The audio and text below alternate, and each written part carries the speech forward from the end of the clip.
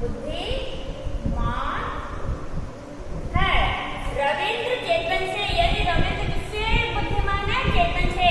तो यहाँ पे ये क्या है? दो व्यक्तियों की आदि है, यानी इनके गुण या दोष, यानी गुण तो प्रकट कर दिया है कि रविंद्र चेतन से अधिक बुद्धिमान है, अधिक इंटेलिजेंट है ना। सविता रमा की अपेक्षा अधिक सुंदर है। सविता रमा की अपेक्षा अधिक सुंदर है। अब तीसरी हमारी जो अवस्था आती है वो आती है उत्तमा अवस्था, है ना। उत्तमा श्रेष्ठ, है ना। तीसरी जो आती है उत्तमा अवस्था, ठीक है। अब देखिए श्रेष्ठ अवस्था जिसे हम बोलते हैं श्रेष्ठ अवस्था। उत्तमा का मतलब होता है श्रेष्ठ अवस्था। जब दो या दो से अधिक, दो या दो से अधिक, जब दो या दो से अधिक व्यक्तियों या वस्तुओं,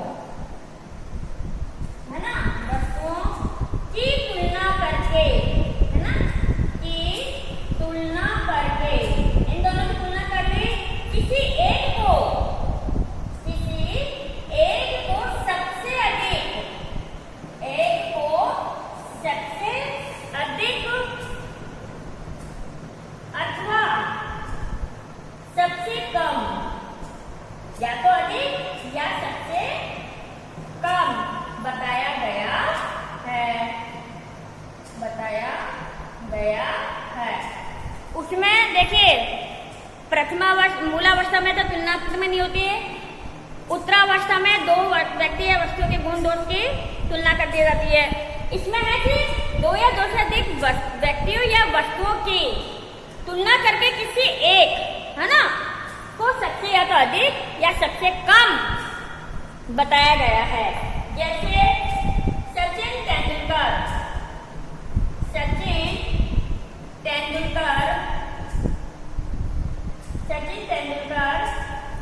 विश्व के सर्वश्रेष्ठ क्या थे? खिलाड़ी रहे हैं,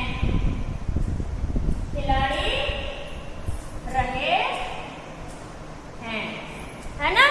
या तो उनकी क्या कर दी हमने? अच्छी कर दी है, या तो अच्छी विशेषता बता दी है, ठीक है, या फिर कम बता दी है। तो यहाँ पे अच्छी बता दी कि सचिन तेंदुलकर विश्व के सर्वश्रेष्ठ खिलाड़ी रहे हैं। तो इस प्रकार से हमारा जो ये विशेषण का टॉपिक था ये कंप्लीट हो गया है। आपको उम्मीद करती हूँ मैं कि शायद समझ में आ गया होगा। तो ये विशेषण का जो था वो आपका आज क्लियर हो गया, ठीक है बेटा।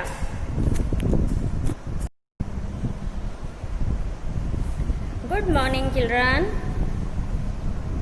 कल हमने विशेषण के बारे में सेकंड पार्ट में पढ़ा था कि विशेषण के 4 प्रकार होते हैं: गुणवाचक, परिमाणवाचक, संख्यावाचक और सार्वनामिक। गुणवाचक में जिन संज्ञा सर्वनाम में गुणों की विशेषता बताई जाती है उन्हें गुणवाचक कहते हैं। परिमाणवाचक में माप, तौल, मात्रा, क्वांटिटी के बारे में, है ना। और उसके भी हम 2 भाग पढ़ रहे थे, निश्चित और अनिश्चित, ठीक है। फिर हमने पढ़ा था संख्यावाची विशेषण। संख्यावाची विशेषण में भी जिनमें संख्याओं का बोध होता है उसे हम संख्यावाची विशेषण कहते हैं। उसके भी 2 भाग थे, निश्चित और अनिश्चित। निश्चित हमने पढ़ लिया था कि जिसमें निश्चित संख्या का बोध हो उसे हम निश्चित संख्यावाचक कहते हैं। जैसे एक लड़का स्कूल जा रहा है, मुझे वहाँ पे 4 घोड़े हैं, ठीक है, और हम 3 जने कल जाएंगे। इस तरह से मतलब संख्यावाची जो निश्चित संख्यावाची इसके बारे में हमने पढ़ लिया था। आज हम पढ़ेंगे निश्चित संख्यावाची के भी भेद होते हैं।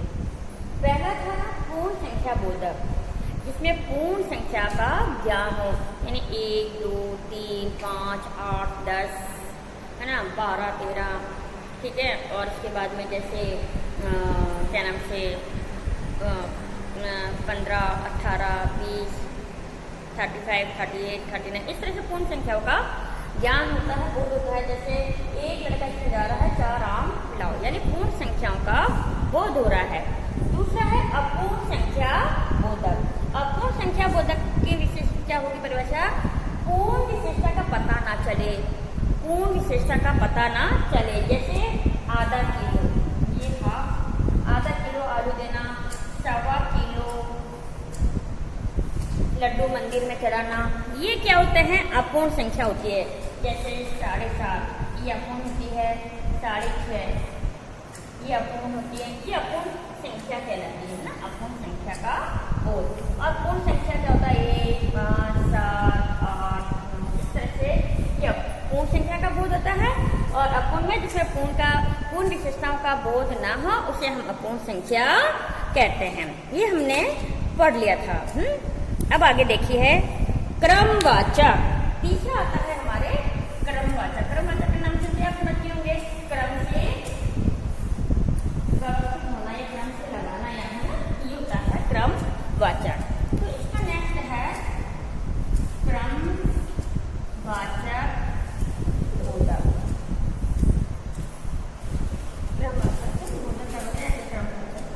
ठीक है, अब हम इसकी डेफिनेशन लिखेंगे। जिन शब्दों से संख्या के क्रम में आने का पता चले, जिस शब्दों में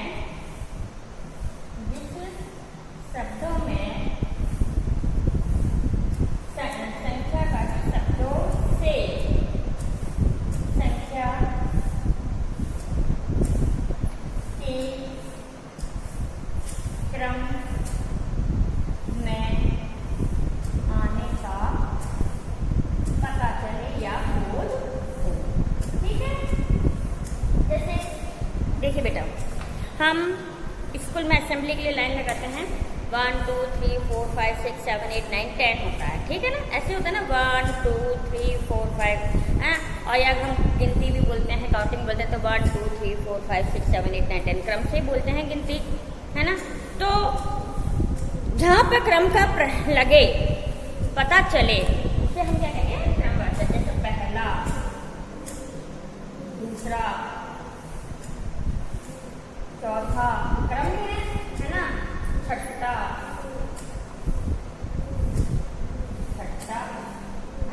ये क्या कहलाते हैं? क्रम संख्या कहलाते हैं। अब नेक्स्ट आता है आपके आवृत्ति। नेक्स्ट क्या आता है आपके? आवृत्ति। आवृत्तिवाचक, आवृत्ति सूचक। ये आपको बताना बहुत जरूरी है क्योंकि इसके भेद है, इसलिए आवृत्ति सूचक, है ना। आवृत्ति सूचक में देखिए, जिन शब्दों से संख्या की आवृत्ति का पता चले। अब कैसे चले? देखिए, जिन शब्दों से संख्या की आवृत्ति का पता चले, है ना। जिन संख्या से किस आवृत्ति का पता चले उसे हम आवृत्ति सूचक कहते हैं। अब देखिए, जैसे मोहन तुमसे चौगुना, मोहन तुमसे चौगुना काम करता है, काम करता है। ठीक है, इसी तरह से दूसरा कह दूं, गोपाल तुमसे दुगना मोटा है ना। अब देखिए, इसके अंदर मोहन तुमसे चौगुना काम करता है। जैसे मोहन ने ये एक काम किया, तो इसका मतलब चौगुना काम ये हो गया। ठीक है, इसके बाद में अगर मैं ये कह दूं कि उसने 2 किया, उसने 8 कर दिया, ऐसे होगा ना। चौगुना का काम का मतलब तो ये हुआ ना कि मोहन तुमसे, लेकिन कितना ये अपने को पता नहीं है। अब जैसे गोपाल तुमसे दुगना मोटा है, कितना मोटा है आपको थोड़ी पता है। अब मान लीजिए गोपाल का वजन 60 है, तो इसका मतलब ये 120 हो जाएगा, है ना भाई। गोपाल तुमसे दुगना मोटा है, अगर गोपाल 60 है तो इसका मतलब मोहन कितना है? दुगना गुना यानी 120 है। हैं, ये अगर 50 है तो ये 100 है। तो ये आवृत्ति सूचक है, हमें निश्चित पता नहीं है कि ये कितना क्या है, इसलिए इन्हें आवृत्ति सूचक कहते हैं। आगे आता है आपके समुदाय वाचक। लास्ट आता है आपके समुदाय वाचक। ठीक है, समुदाय का मतलब होता है समूह। आप सभी कहेंगे समुदाय का मतलब समूह है। ठीक है ना, तो इधर लिख देती हूँ मैं समुदाय। समुदाय वाचक, जिस शब्दों में समूह का बोध होता है उसे हम क्या कहते हैं, समुदाय वाचक कहते हैं। जैसे 1 दर्जन केला देना। अब आप मेरे को बताइए कि केला जो है वो एक थोड़ी आएगा, दर्जन है। दर्जन में देखो वैसे तो 12 होते हैं, है ना, लेकिन जब तौल के लेते हैं तो कभी 10 भी आ जाते हैं, कभी 8 भी आ जाते हैं, यानी समूह में आते हैं। एक तो आता नहीं है ना, तो 1 दर्जन केला देना ये समूह के अंदर आते हैं, अंतर्गत आते हैं। इसी तरह से अपनी बत्ती से मत दिखाओ। अपनी बत्ती से मत दिखाओ। अब कभी आप हंसते हैं, ठीक है, तो क्या आपका एक दांत नजर आता है क्या? हमारे पूरे दांतों का सेट नजर आता है, 32 दांत नजर आते हैं। तो दांत क्या समूह में आते हैं, तो इसलिए अपनी बत्ती से मत दिखाओ। तो ये क्या हो गए, समूहवाचक हो गया। ठीक है, अब आगे आता है आपके अनिश्चित। क्या आता है आपके अनिश्चित? ये तो निश्चित संख्यावाची थे जिसके भेद हमने पढ़े थे, पूर्ण अपूर्ण। ठीक है, फिर इसके बाद में हमने पढ़ा था क्रमवाचक, आवृत्ति सूचक और समुदाय वाचक। ठीक है, अब हम पढ़ेंगे अनिश्चित। इसी संख्यावाची का दूसरा रूप है अनिश्चित संख्यावाची। अनिश्चित संख्यावाची, ठीक है, नाम से मालूम पड़ गया होगा अनिश्चित संख्यावाची कि जिस संज्ञा सर्वनाम की निश्चित संख्या का बोध ना हो। जिस संज्ञा या सर्वनाम, जिस संज्ञा या सर्वनाम की निश्चित संख्या का बोध ना हो। ठीक है, अनिश्चित का मतलब होता है कि जिसमें जिस संज्ञा सर्वनाम की निश्चित संख्या का बोध ना हो उसे हम अनिश्चित संख्यावाची कहते हैं। जैसे कुछ बच्चे पार्क में खेल रहे हैं।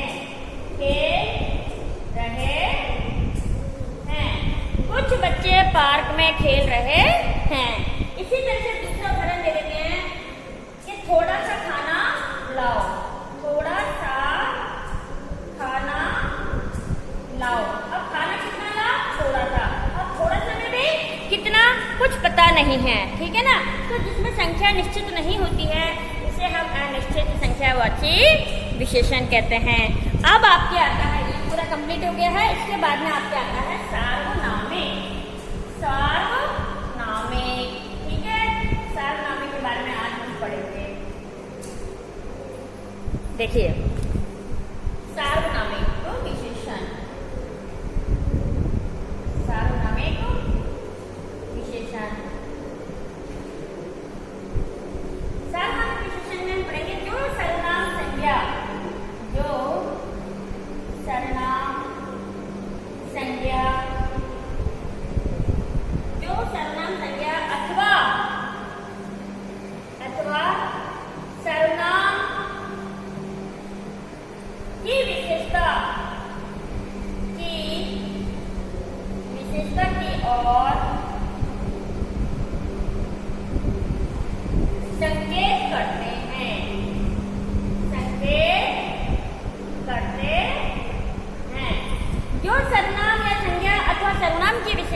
संकेत करते हैं उन्हें हम सार्वनामिक विशेषण कहते हैं। जैसे देखिए अब आप पहला आता है इसके अंदर संकेतवाचक, संकेतवाचक है ना। जब वह, यह, इस, उस आदि है ना। ठीक है, जब वह,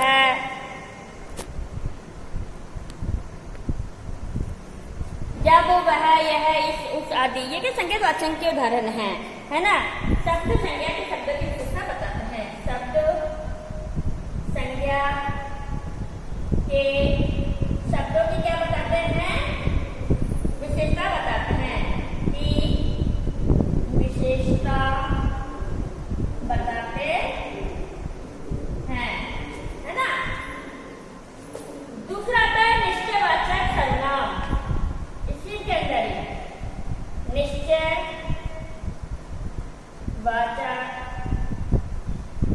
सार्वनामिक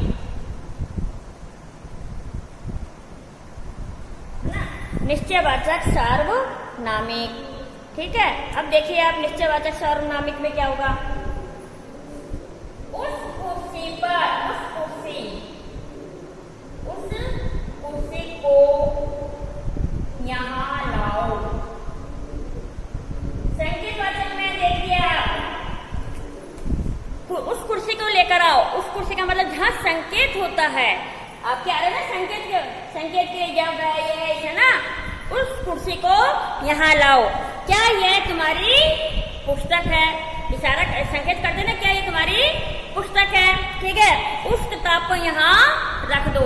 ये सब किसमें आते हैं, संकेतवाचक सार्वनामिक, यानी निश्चय ही ये तुम्हारी चीज है, निश्चय ही ये वस्तु यहाँ रखनी है। ठीक है, अब आता है अनिश्चय।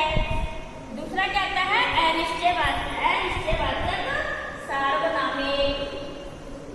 अनिश्चय में वही है, अनिश्चितता का बोध होता है। ठीक है, देखिए दूसरा है आपके अनिश्चयवाचक सार्वनामिक, है ना। अब इसका उदाहरण देखिए। इसका उदाहरण क्या होगा, कोई लड़की बाहर खड़ी है, कोई लड़की बाहर खड़ी। कौन लड़की खड़ी है पता नहीं, हमें नहीं मालूम कौन बाहर खड़ा है, लेकिन कोई जरूर बाहर खड़ा है। ठीक है, इसी तरह दूसरा, कुछ मित्र मेरे घर आने वाले हैं। कुछ मित्र मेरे घर आने वाले हैं। मैंने कहा कि कुछ मित्र मेरे घर आने वाले हैं। अब मित्र कितने हो सकते हैं, 1 2 3 4 10 20 25, ये नहीं पता, लेकिन कुछ मित्र मेरे घर आने वाले हैं, क्योंकि मुझे संख्या का पता नहीं है। अनिश्चित है, जहाँ पे अनिश्चितता का बोध होता है उसे हम अनिश्चित कहते हैं। अब आता है प्रश्नवाचक। अब प्रश्नवाचक में वही है, ठीक है बेटा, कि देखो जो सर्वनाम या संज्ञा अथवा सर्वनाम की विशेषता की ओर संकेत करते हैं उन्हें हम सार्वनामिक विशेषण कहते हैं। तो इसमें अभी से ये आगे प्रश्नवाचक में आपको पता है प्रश्न का बोध होता है। ठीक है, कौन, क्या, कैसे। फिर आता है संबंधवाचक। संबंधवाचक में जहाँ पर संबंध का बोध होता है। ठीक है, जहाँ जैसे हम, हमारा, तेरा, तुम्हारा, हाँ, इसका, उसका आदि का। ये तुम्हारा, यह है, तुम्हारा सूट मिल गया है, यानी इसका मतलब इस सूट का संबंध तुम्हारे से हो गया है, संबंध बता दिया है। फिर दूसरा, मेरा भाई घर पहुंच गया है, यानी मेरा जो भाई था उससे आपको संबंध दिखा दिया है कि उसका घर पहुंच गया, मतलब वो घर पहुंच गया है। मेरा नाम ये है, मेरा नाम वो है। तो इस तरह से संबंधवाचक में सार्वनामिक है वो आ गया है। अब एक क्वेश्चन बहुत इंपॉर्टेंट आता है कि सार्वनामिक और सर्वनाम में क्या अंतर होता है। Very very most important. इधर देखो, समझने की चीज है। इधर तो लिखो आप सर्वनाम, ठीक है, और इधर लिखो आप सार्वनामिक। कई बार आता है कि सर्वनाम और सार्वनामिक में क्या अंतर है, उदाहरण देके आप बताइए, है ना। अब देखिए, जैसे यह मेरा घर है। ठीक है, यह घर मेरा है। देखना, समझना अच्छे से। ठीक है, दूसरा, वह मेरी पुस्तक है। वह पुस्तक मेरी है। क्या अंतर पड़ा है आपको? आपको कुछ अंतर पड़ा, मालूम पड़ा है क्या? हाँ, देखिए, यह घर मेरा है। यह घर मेरा है। किसमें है? सर्वनाम में। ठीक है, सार्वनामिक में आपने कहा कि यह मेरा घर है। यह मेरा घर है। आपने उसको ये कहा कि यह घर मेरा है। आपका हाथ यहां से जाके यहां आ गया, लेकिन यह घर मेरा है। यह मेरा घर है और यह घर मेरा है। आना और जाना, एक पहले तो हाथ जाएगा ऊपर की तरफ, ऊपर की तरफ, जैसे यह घर मेरा, आपने कह दिया यह घर मेरा है। फिर आप हो गए कि यह घर मेरा है, वो घर जो है वो मेरा है। तो यानी पहले हाथ यूं गया, फिर यूं आ गया। इसी तरह से वह पुस्तक, मैं वो पुस्तक है ना, वो मेरी है। आप जी कहोगे ना, मैं वो पुस्तक मेरी है। फिर क्या होंगे कि वह पुस्तक मेरी है, यानी पहले हाथ क्यों गया, फिर उस पुस्तक को इशारा करके आप मेरी तरफ लेकर आए कि वो पुस्तक मेरी है। आ गया? तो ये अंतर है, सार्वनामिक और सर्वनाम में अंतर यही है। क्लियर? पहले हाथ यूं जाएगा और फिर हाथ यूं आएगा। क्लियर? अब आता है हमारे एक लास्ट जो आता है, वो आता है विशेषण की अवस्थाएं। ठीक है, विशेषण की अवस्थाएं बेटा 3 होती हैं, है ना? ये हमारा लास्ट टॉपिक बनता है कि विशेषण की अवस्थाएं। विशेषण की अवस्थाएं, अवस्थाएं कितनी होती हैं? 3 होती हैं, है ना? पहला होता है मूला अवस्था। ठीक है, जैसे अब इसमें क्या होता है, इसमें विशेषण, का तुलनात्मक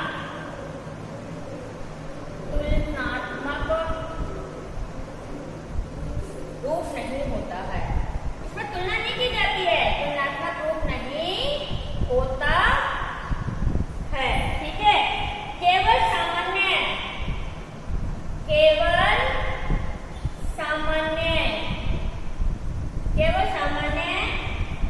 विशेषता ही प्रकट होती है। केवल सामान्य विशेषता ही प्रकट होती है।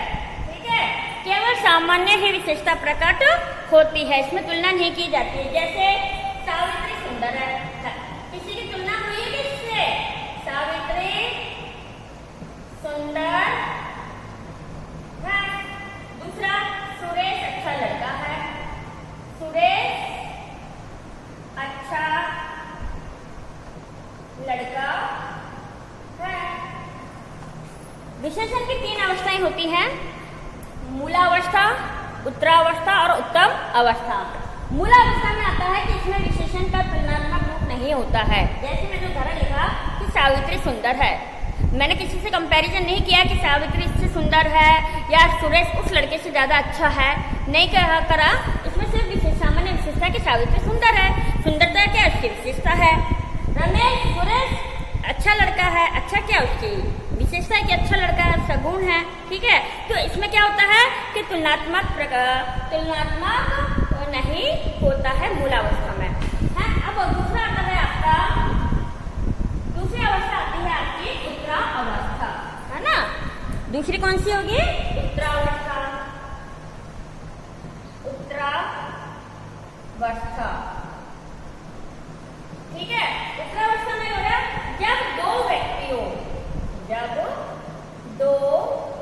व्यक्तियों या वस्तुओं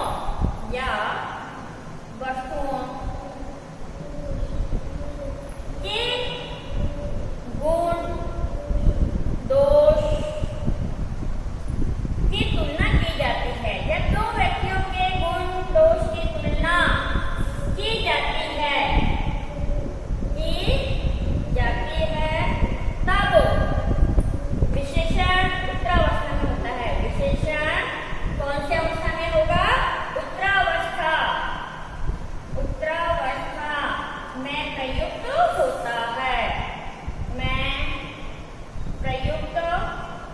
होता है।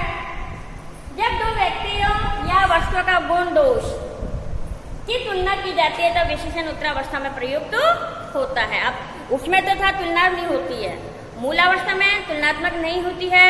उत्तरावस्था में जब दो व्यक्ति या दो वस्तुओं का होता है तो उसमें गुण दोष की जाती है। जैसे अब देखिए एग्जाम्पल,